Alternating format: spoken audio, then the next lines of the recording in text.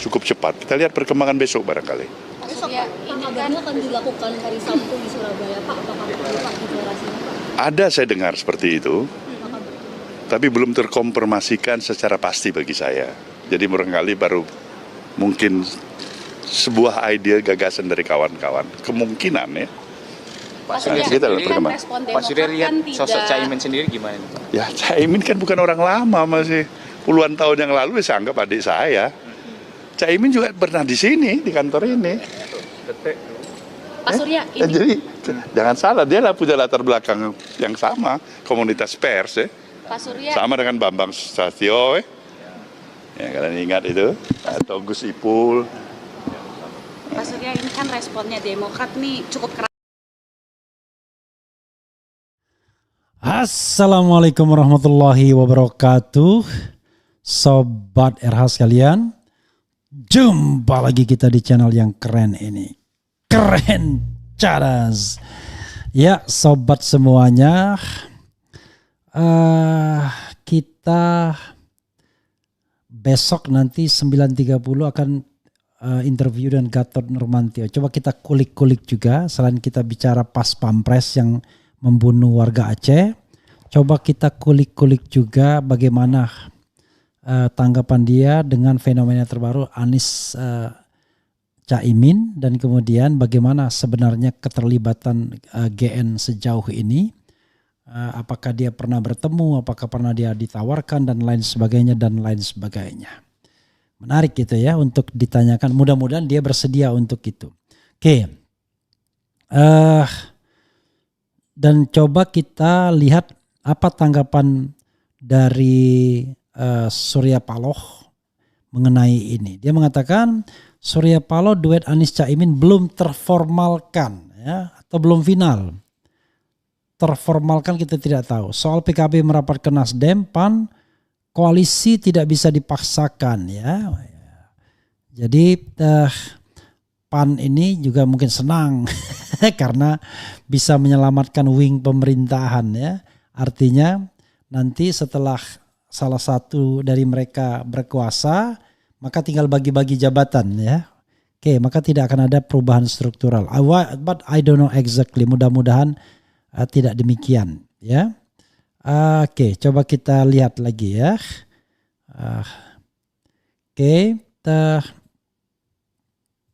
Coba kita bacakan dari Detikcom ini. Belum terformalkan.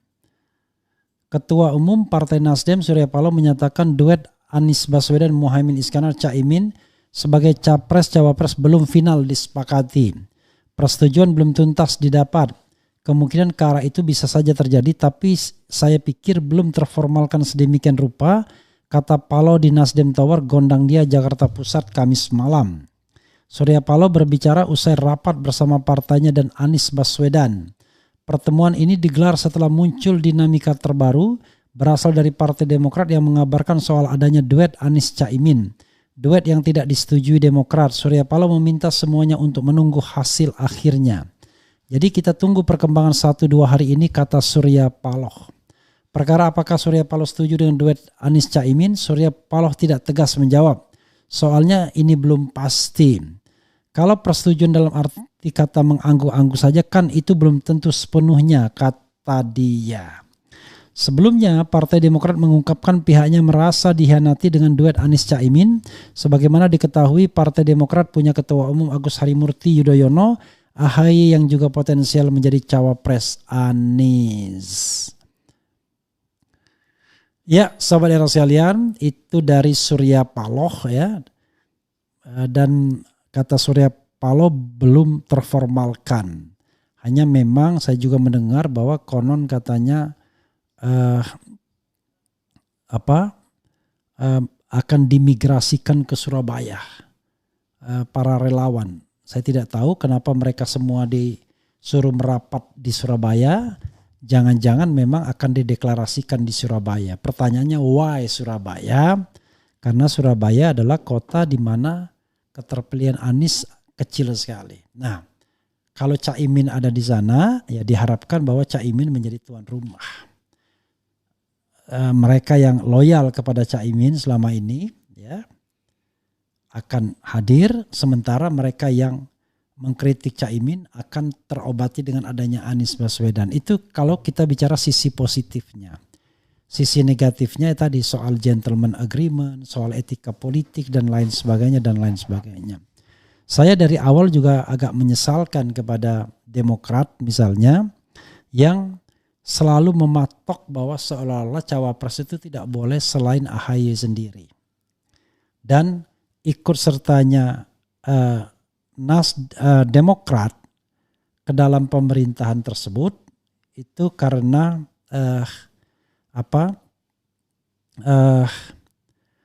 apa ya istilahnya ke dalam koalisi perubahan tersebut karena iming-iming AHY menjadi wapres. Kalau tidak maka mereka keluar. Nah ini juga yang harus kita runut ya, kita runtut. Tapi kalau kita baca apa yang disampaikan oleh Teguh Rifki Harsha, Sekjen Partai Demokrat, memang sudah jelas kelihatannya memang dibujuk untuk menjadi pasangan, menjemput takdir istilah Teguh Rifki Harsha tadi.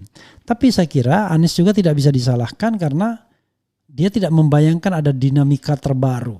Pertanyaannya adalah terhadap dinamika terbaru ini apa yang harus Anda lakukan? Apakah Anda menolak? Maka kalau misalnya Surya Paloh mengatakan you take it or leave it, maka Anies tidak akan bisa apa-apa. Tanpa Nasdem, Anies bukanlah siapa-siapa. Apakah misalnya kalau Nasdem keluar, kemudian Demokrat dan PKS mampu menggandeng P3? Kan itu jadi pertanyaan. Karena P3 akan bertanya, apa insentif saya untuk gabung ke dalam koalisi terbaru ini kalau hanya sekedar pelengkap? Sementara ketika dia berada di pemerintahan, mereka nyaman, tidak akan diutak-atik kesalahannya. Jadi ke depan, sobat era sekalian, cara politik saling menyandra ini harus betul-betul kita investigasi. Siapa pelakunya, ya harusnya mendapatkan hukuman karena dia sudah merusak demokrasi. Tapi kalau misalnya P3 diberikan kursi, itu baru dia mau. Jadi bagi Anies ya maju kena mundur kena, you take it or leave it. Jadi kalau leave it, maka dia kan rely on dengan Demokrat dan PKS. Demokrat dan PKS tidak akan cukup. Tapi kalau dia take it, maka dia sudah bisa dipastikan untuk maju sebagai calon. Karena tentu Caimin menjadi wakil presiden Anies itu dengan restu istana. Karena istana tidak menginginkan AHY. Itu isu yang beredar. Sehingga tentu saya membayangkan dalam pembicaraan antara Anies dan Surya Paloh plus antara Caimin dan Surya Paloh ya akan ditanyakan sejauh mana Caimin bisa betul-betul lepas dari orbit Ganjar dan orbit Prabowo. Kalau ada jaminan istana tidak diapa-apakan, maka Anies menganggap kalau ini saya lebih jelas, sementara di sini saya nggak jelas. Lalu kalau misalnya kita bicara bahwa sekarang ini Anies dianggap kurang elektabilitasnya, jangan-jangan dengan Caimin elektabilitasnya akan meninggi. We don't know exactly karena politik itu ada perhitungannya. Satu. Tapi politik itu juga ada etikanya. Jadi kalau seandainya etikanya dilanggar luar biasa, pertanyaannya adalah mana yang akan Anda pegang? Etika ataukah kekuasaan? Saya mengatakan Anda harusnya pegang etika, tapi itu masa lalu, zaman dulu. Zaman Khalifah. Kalau zaman sekarang, waduh ya, kompleksitasnya tinggi sekali ya. Tidak semudah itu untuk memutuskan antara etika dan kekuasaan. Oke, sobat semuanya ya, kita akan lihat bagaimana ke depannya. Coba kita lihat lagi komentar Sobat Era terkait dengan isu ini. Dan sebelumnya saya akan lihat, coba kita lihat ya. 29.000 yang voting, dan Anies AHY 88%, Anies Caimin cuma 12% saja. Jadi Sobat Era lebih memilih Anies AHY ya. Oke. Coba kita akan lihat ya.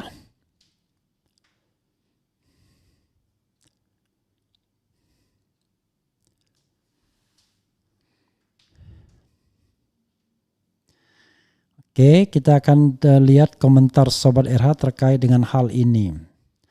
Janganlah Caimin, pilih yang lainnya. Kan katanya Demokrat menyerahkan urusan capres ke Anies. Harusnya nggak ngambek dong. Iya sih, di satu sisi aneh juga. Ya, di satu sisi legowo. Tapi legowonya itu kalau kami jadi calon wakil presiden. Tapi kalau enggak bisa. Wah, makanya saya bilang saling mengunci gara-gara presidensial threshold. Politik itu menjijikkan. Mbak Megawati berpasangan dengan Mas Surya Paloh, Om Prabowo berpasangan dengan Mbah Jokowi, Bung SBY berpasangan dengan Kak Yaya dan kawan-kawan, Ganjar berpasangan dengan Mbak Iriana, pilpresnya seru. Oke, maksudnya apa nih? Sarip Hidayah katanya syarat 0. Muhaimin sedang bergaining dengan Prabowo, bermanuver. Golput aja deh. Nasdem itu punya misi rahasia dan punya tujuan lain. How come? Bagaimana menurut Bang Refli? Oke, ya nanti kita bisa lihat ya. Yang jelas Nasdem awalnya kan mengusung Anies dan Ganjar. Nama Anies dan Ganjar disodorkan kepada Jokowi, tapi from the beginning ya Jokowi menolak the first time. Tapi kita sekarang tidak tahu. Ya, jangan-jangan nanti kita menerima kejutan yang lain. Coba kita lihat. Kok Caimin kacau jadi turun semangat. Bau-bau Anies jadi petugas partai auto golput. Serasa mimpi mendengar Anies dan Nasdem gandeng Caimin. Sia-sia pendukung militan Pak Anies bisa bubar jalan. Oke.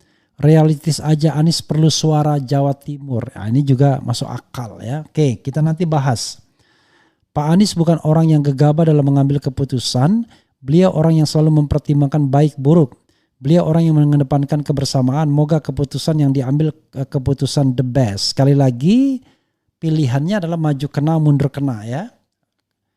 Jadi kalau misalnya saya membayangkan Mas Anies ya, ini kata Surya Paloh, kami akan menduetkan Anda dengan Caimin. Apakah Anda bersedia? Maka Anies tentu akan bertanya, apakah aman Caimin? Apakah Caimin tidak takut dengan istana? Apakah Caimin tidak takut ditersangkakan?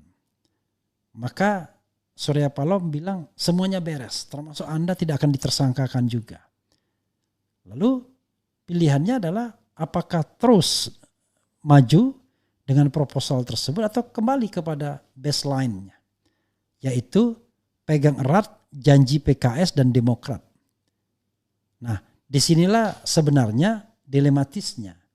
Kembali kepada baseline tanpa Nasdem artinya sama saja menggugurkan pencalonan Anies Baswedan. Tapi maju dengan PKB itu ada soal-soal etika yang barangkali bermasalah. Tapi tadi saya katakan itulah politik, maju kena mundur kena. Kita nanti akan lihat bagaimana ke depan. Jangan salah saudara sekalian, pada Pilpres 2009 ketika Megawati berpasangan dengan Prabowo Subianto, maka tim kampanyenya adalah tim kampanye yang kemudian berbeda jalan ketika Pilpres 2014 dan 2019. Di mana Megawati mengendorse Jokowi dan Prabowo menjadi calon sendiri. Yang tadinya tim jadi bentrok. Sama seperti sekarang ini sepertinya. Ya, contoh misalnya PSI sudah gabung dengan Prabowo yang dulu mereka sangat kritik karena dianggap bagian dari aspirasi kanan. Tapi sekarang sepertinya tinggal menuju formalitas bahwa mereka akan mendukung Prabowo. Kecuali tadi Jokowi balik badan ke Ganjar lagi, maka mereka goyang lagi karena pada dasarnya partai itu bergantung kepada kemauan Pak Lurah ya. Oke. Jadi kalau kita misalnya mau maju kena mundur kena. Tapi one thing for sure, saya sudah bilang Anies itu politician sejak mahasiswa. Dia politik. Beda sama Refli Harun dan yang lainnya yang kalau ngomong itu apa adanya. Karena tidak punya perahu apa-apa, tidak sedang menakodai apa-apa. Tapi Anies terbiasa dari mahasiswa menakodai sesuatu. Dia punya organisasi, dia diharapkan jadi pemimpin dan lain sebagainya. Sehingga ketika memutuskan itu selalu penuh dengan pertimbangan. Kalau Refli Harun berpendapat sesuai dengan pertimbangan intelektual saja karena memang tidak punya gerbong apa-apa. Tidak punya organisasi apa-apa. Tidak pernah ikut apa-apa. Ya, berpendapat sesuai dengan apa yang menjadi pendapat aspirasi. Berdasarkan the best knowledge yang kita punya. Bisa salah, bisa benar. Tetapi itulah sikap yang sejujur-jujurnya. Nah kalau sekarang saya di fait accompli Anies Caimin atau Anies AHY. Saya terus terang masih sulit menjawabnya karena saya masih membutuhkan internalisasi. Ya, tapi kalau secara etika saya mengatakan memang ini tidak etis. Ya, tapi politik itu kadang-kadang tidak hanya soal etika, tetapi juga soal yang lain juga. Soal soal chance, soal peluang. Kalau Anda memegang etika tapi Anda sama sekali tidak bisa berkompetisi, sama saja bohong. Atau kalau Anda pengen menjadi seorang yang memang begitu ya bisa juga, itu pilihan. Ketika Hatta memegang etika misalnya, maka dia sesungguhnya kalah di dalam politik pada saat berkuasa dengan Bung Karno. Dia mundur sebagai wakil presiden dan membiarkan Bung Karno akhirnya memerintah dengan otoriter. Namanya tetap harum, tapi bagi Indonesia dia akhirnya tidak menyumbang pada periode ketika dia mundur itu. Ya, dia mundur tahun 56 dan kita tahu pada tahun 59 66 Presiden Soekarno muncul sebagai penguasa yang otoriter. Oke. Dari dulu sudah ada dugaan bahwa SP proksinya JKW. Permainannya adalah menyandra ARB supaya tidak bisa berbuat apa. Surya Paloh masih tetap sebagai penjilat istana. Apa benar ini tes ombak dan angin ya? Salam kesadaran rakyat, salam golput, salam people power. Siapa yang mau milih Imin? Selagi Anies sama Nasdem, Anies akan menjadi orang Jokowi. Ya kalau kita lihat runtang-runtungnya Surya Paloh terlalu kentara terakhir-terakhir ini. Nasdem PKB cukup PT 20%. Nah itu sudah kita katakan dari awal ya. Kelebihannya itu dibandingkan dia kembali pada baseline. Kembali pada baseline tidak sampai 20% karena PKS hanya 50 kursi, sementara Demokrat 54. Unfortunately itu masih kurang 11 kursi lagi karena cuma 104. Tapi kalau dengan PKB dan Nasdem mereka 117 kursi, sudah more than enough. Untuk jangka panjang saran saya Sobat Era sebaiknya tetap nyoblos. Yang penting partainya PKS, Demokrat dan partai-partai baru seperti Umat agar mereka jadi lebih besar dari sekarang. Hancurkan partai-partai JKW. Menurut Refli Harun, apakah Anies melakukan blunder besar? Soalnya selalu omong cawapres sudah final. Kata Demokrat saat AHY ketemu Puan, Anies minta AHY jadi cawapres karena ibu dan guru spiritualnya. Jadi begini saudara sekalian, bahkan Anies pun tidak menyangka dengan dinamika yang berkembang terakhir ini. Kenapa dia ragu-ragu mengumumkan calon presidennya AHY? Dugaan saya ya karena memang dihalangi terus oleh Nasdem. Karena Nasdem belum rela dengan AHY kan begitu. Dan alasannya masuk akal karena menunggu perkembangan atau konstelasi terakhir. Siapa akan berhadapan dengan siapa kan begitu. Tapi yang menjadi persoalan adalah ternyata menunggu yang seperti ini. Menunggu mitra baru seperti ini. Harusnya ketika Cak Amin masuk kan the foundernya memang 3 partai harusnya. Jadi harusnya dihormati dulu 3 partai. Kecuali tadi sepakat mengusung orang luar seperti Gatot Nurmantio misalnya. Tetapi ini kan tidak disepakati. Dan akhirnya secara sepihak ketika Cak Imin masuk dengan jumlah kursi 58 cukup bagi Nasdem untuk menyodok Demokrat dan dalam tanda kutip memberikan warning kepada PKS, you take it or leave it. Kalau you take it, Anda bagian dari ini. Tapi kalau leave it, maka kami pun bisa maju dan Anda belum tentu mendapatkan mitra koalisi. Itu soalnya ya. Makanya kemudian ketika ini Cak Imin masuk, langsung ditangkap. Yeni masuk nggak ditangkap duluan. Karena Yeni tidak bawa gerbong.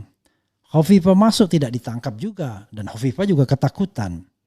Ya, belum apa-apa sudah digeledah dan lain sebagainya. Tapi begitu Cak Imin masuk dengan 58 kursinya dan dengan garansi bahwa aman, misalnya saya membayangkan ada garansi amannya, makanya Caimin berani go forward, maka yang terjadi adalah ya Anies melihat ini bagi dia kejelasan bahwa dia akan menjadi calon presiden. Persoalannya kejelasan itu, karena tadi dengan politik saling sandra antara PKB antara Demokrat dan Nasdem, panik dia, ya mau mengumumkan AHY ditahan Nasdem, tidak AHY Demokrat yang ngambek. Nah sekarang dia pilih salah satu, dia pilih Nasdem PKB, karena walaupun Demokrat ngambek nggak ada masalah karena kursi masih cukup. Politik. Ya, politik, itulah politik ya. Politik. Oke. Sahabat sekalian, nanti kita ambil satu video, satu hal lagi ya yang menarik mengenai bahwa Surya Paloh akan menemui Puan Maharani. Itu saja. Wassalamualaikum warahmatullahi wabarakatuh. Ciao.